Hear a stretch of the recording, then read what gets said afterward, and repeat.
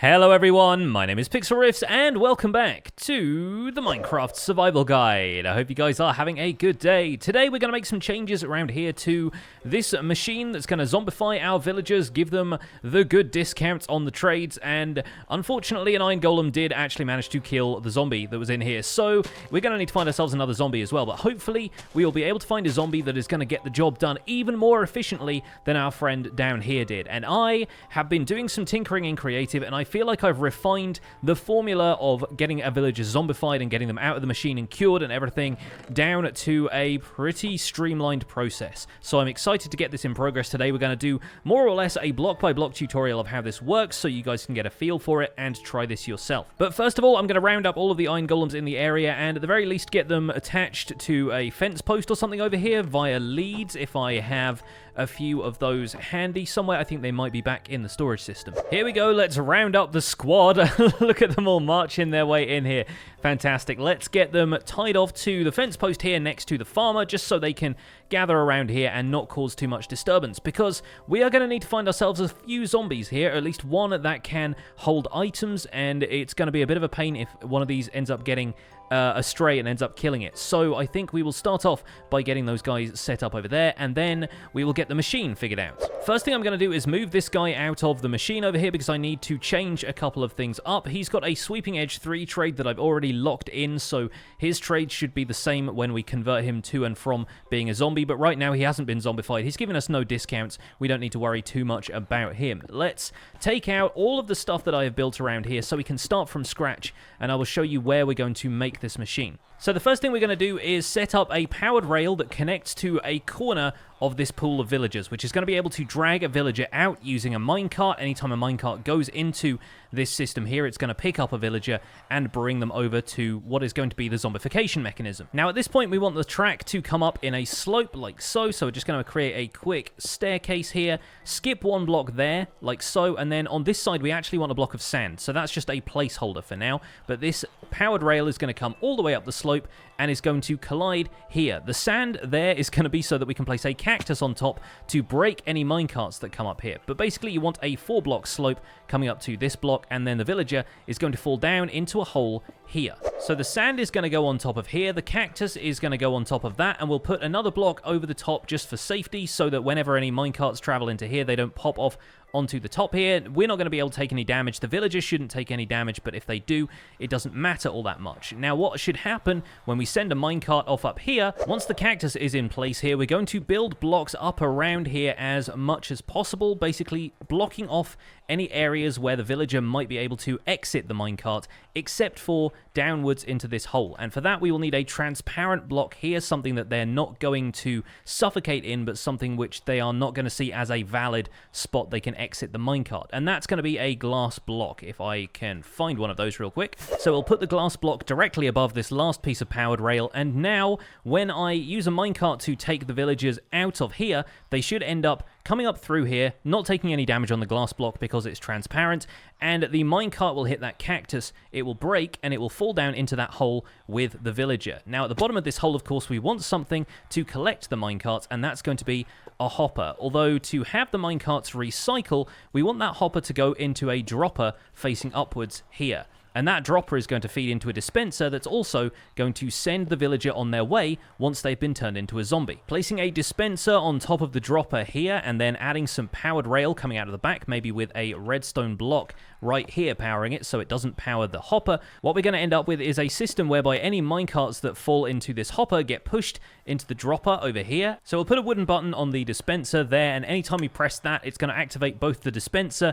and the dropper underneath it, which is in theory going to push items up into the dispenser, and then pressing it again will dispense the items. If there is rail here and a minecart goes into the dispenser, then it's immediately going to be pushed out of the dispenser and sent off on its way. Let me show you with myself as a quick example. We roll up the slope here, go through the glass block, and end up standing in here. Now, I'm not certain if the minecart has gone into the hopper or if it broke on the cactus, and it might have ended up being destroyed by the cactus, which is unfortunate, but it's going to happen. And let's face it, we have a whole bunch of iron that we can use to create minecarts. If we fill up this dispenser here with spare minecarts, hopefully we should have a minecart anytime we need one, and we've got plenty of iron, so wasting a couple of minecarts in this process is not going to be such a bad thing. Standing right here next to the villagers is going to be a zombie who will hopefully have some kind of weapon that will enable them to do a little bit more damage to the villager, meaning the zombification process is a little quicker. Once the villager is zombified, we're going to send them off on their way. We're going to bring them around here, around the side. I'm going to leave a 1-block gap between this section and the cactus just to make sure that the cactus doesn't end up breaking. And we're going to have a rail that's going to take them to this spot here, and that's where we're going to be doing the curing. So we'll take them around the corner like so until they end up in this position. We can put a little barrier up here just in case, for whatever reason, they end up getting out of the minecart. They shouldn't, but just in case. And here, we're going to have a couple more dispensers. In fact, one of them can be a dropper, but the other one does need to be a dispenser because we're going to have it dispensing a potion of weakness. Facing downwards above this last piece of rail, we're going to have the dispenser, and then we're going to have the dropper next to that. The dropper is going to be filled with golden apples. The dispenser is going to be filled with splash potions of weakness, and all we should need is a single button on the end here to dispense the potion down onto the villager and drop a golden apple onto this block, which is going to allow us to have a golden apple on hand whenever we want to cure the villager. And that's why I've got all these gold ingots in my inventory, because we're going to start off with a nice supply of 10, and we can always refill that with some of the apples that we buy from the farmers and some gold that we've got from our gold farm. The blocks over the top here are vital to make sure that the zombie villager does not burn in the sun, and we're also going to need to put a block over the top here as well, just to make sure the villager doesn't burn up while it's standing in this little spot here. Make sure it's 1 block higher than the glass block, though, to make sure the villager doesn't suffocate and take any damage on its way down, although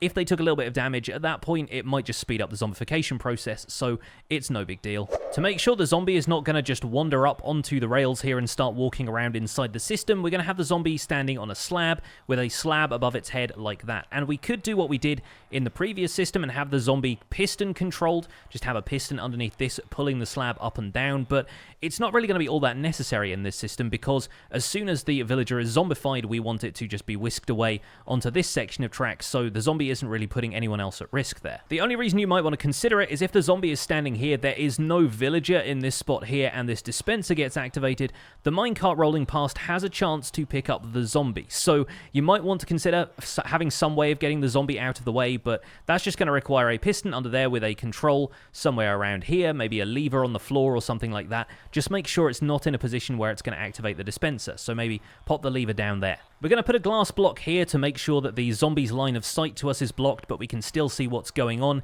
inside the machine, and we're going to put a glass block here as well, and that is to prevent the zombified villager from just wandering out the back. This glass block should be enough to contain it, and then when we have it in a minecart, it's going to be just controlled going on this rail, and we won't have to worry too much about it escaping.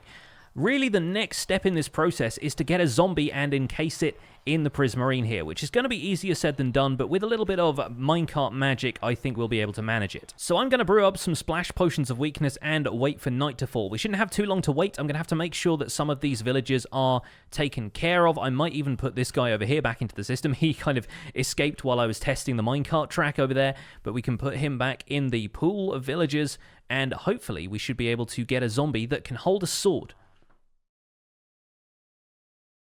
There we go, nice and easy. Found myself a zombie, full chainmail armor as well, and he will pick up items because I got him to pick up a torch. Now we should just be able to, roll him into a minecart like so, as long as you've got something that goes around a corner. It's usually pretty easy to pick mobs up. He might even stay unburnt in the sun while we have chainmail armor on him, but I think it's probably best if we just try and get him into this space as quickly as possible while it's nighttime here. We should just be able to connect up the minecart tracks, make sure that one underneath him is facing the right way, and by taking a little bit of damage from a melee hit there, we should just be able to push him into place. Now, hopefully, he should be able to stay in that minecart while we do the rest of the stuff here. We'll place a few blocks around him like so, see if we can chop him out of the minecart. Yes, there we go. Okay, he's in position. Fantastic. That went very, very well. I feel like that's the hardest part over and done with. I should be able to sleep for the night now, give or take a couple of creepers who've decided to wander in. Yep, there we go. All right, let's sleep through the night and let's take care of this whole mechanism in the morning. Okay, he is in place and he should be accepting new items if we give him something that is an upgrade from what he's already holding. So if we threw him a stone sword, then he would take that. If we threw him a diamond sword, he would take that. If we throw him a diamond sword with, let's say, sharpness 5, not not this one. I'm not giving him a diamond sword with mending and looting and stuff like that. But if we give him a nice shiny new diamond sword that I'm going to enchant at the highest level I possibly can. It should be okay to leave him in there, by the way, because he's holding an item, so he shouldn't despawn while he's in there. I think we should be able to rustle up a diamond sword from some of the spare equipment I've got in here somewhere. I think maybe this last chest. Yeah, there we go. We got a sharpness 5 sword there. We have a few other swords with lower levels of sharpness, which we could probably combine. There we go, 2 sharpness 3 swords, upgrading to a sharpness 4. Add a sharpness 4 book to that, and we have sharpness 5. Giving him looting 2 is kind of excessive. I don't think he really needs that, but what the heck. Okay, let's make sure we are giving him the right one here. I put the one with sharpness at 5 and unbreaking 3 in my hotbar. I moved my diamond sword into my inventory just to make sure we didn't get too confused. Let's throw that on the ground next to him, but avoiding the hopper, and he should... Yep, okay, he's picked it up. Fantastic. This guy is now weapons grade, and if we put a villager in there, he should hopefully convert them in just 1 or 2 hits. The last step of the process is what to do when the villager is done curing here, and the cool thing about that is that if they're in a minecart already, when they exit the minecart, they actually drop down a block. There is kind of glitchy behavior happening right now with that, and the cool thing you can do with that is drop them through a glass block with a rail on top of it, and they're going to be stuck down there, and you can set something up underneath this area to whisk them away using another minecart system. So that's what we're going to do. Underneath here, we are going to have a wooden pressure plate that they're going to stand on, and that's going to activate a dispenser set up over here to dispense another minecart that's going to get them out of here and send them off towards the trading hall. Or, and I think this makes a little bit more sense, into a second booth over here where we can actually apply trades, because right now we are picking up villagers out of here. Is that a... Did they just take entity cramming damage? There are a lot of villagers in here now. The mosh pit is getting a little rough. Anyway, I think what we're going to do is have them come out into a booth where we can mess with their trades, you know, apply and break and replace workstations and stuff like that, hopefully keeping them out of range of any of the other workstations that we have set up in here already. Considering that we're pulling them out of here without having any professions applied already, it's probably a good idea to have that as an extra step before they get whisked away into the trading hall. So let's go down here and let's set up a dispenser in the wall here. And this one is going to have a bunch of minecarts going into it. We'll probably have a hopper on top of this that we can input minecarts just in case it runs out. And in front of that, we're going to have a powered rail down here. We're going to have a bend in the track there, going into another set of powered rail that's going to take them up out of here. Let's put a couple of minecarts in here as a test. We'll put the pressure plate there, we'll put the redstone dust there, and anytime a villager falls onto that pressure plate, it's going to activate the minecart, and they'll be sent off around this corner. Fantastic. That's working really well. Once the villager comes out of the system here, I now have a little booth set up where they're going to roll in here with a minecart. We can come around here, put down a workstation, lectern, whatever it happens to be, adjust their trades. Once we're happy with them, we can pull this lever. That drops them down onto a secondary set of powered rails, which pushes them out here and eventually into the trading hall, where we can find a place for them in amongst all of the trading booths that are around. Let's give this a try. I want to use this guy as our guinea pig, first of all. Let's see if we've got a few minecarts at least in the system. Yeah, let's pop one in there to start off with. We'll bring this guy around the corner and we'll put him into the system right at the beginning here with this set of powered rails. So we should be able to take him around the entire circuit this way and see if the zombification works. Let's give this a try. I'm quite excited to see this in action, actually. Let's push him up here and onto the set of powered rail, and off he goes, and he should be whisked into there. And wow, he turned super quickly, and for some reason he's holding a sword. What the heck? Okay, right, let's capture him in a minecart, send him off around here, and oh, I didn't brew up the splash potions yet. Oops. Well, if he's holding a sword, then hopefully that should mean he's not going to despawn. Really annoyed that I didn't brew up the potions. It just turned night too quickly, and I saw that zombie. It was the perfect opportunity. Let's see if we have any in here. Water breathing and stuff. No, looks like we'll have to brew one up from scratch. Oh, I really hope he doesn't despawn now. Oh, no, he did. I brought over the stuff to brew the potion because I thought if I didn't spend too much time away, we'd be all right, but no. Oh, that sucks. Okay, well, I guess we'll just have to start from scratch then. We lost our librarian villager. Man, that was another rookie mistake. Oh well. We've got a little bit of gunpowder lying around, I expect. If not, we can probably just find and kill a creeper or grab some gunpowder from somewhere else.